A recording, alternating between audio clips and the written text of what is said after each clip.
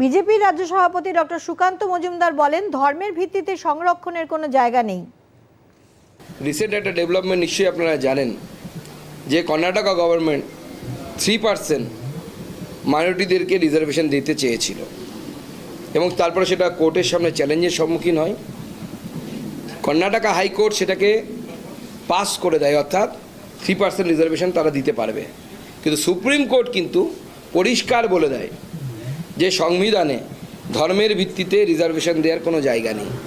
এখানেও যে ওবিসিদেরকে রিজার্ভেশন দেওয়া হয়েছে প্রায় 180খানা সম্প্রদায়, এ বি মিলে, এবং এতে পুরোটা মুসলিম, বিতে সেখানেও 45খানা মুসলিম সম্প্রদায়কে সাবকাস্টকে ঢুকিয়ে ওবিসি করা হয়েছে, যেটা সম্পূর্ণভাবে ঘুরপথে ধর্মের ভিত্তিতে দেয়া, এবং এটা শুধুমাত্র ভোট ব্যাংক পলিটিক্সের জন্য করা হয়েছে।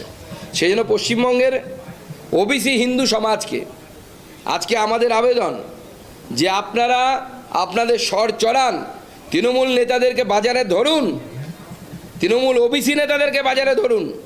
কেন তারা নিজের সম্প্রদায়ের সাথে বিশ্বাসঘাতকতা করেছেন?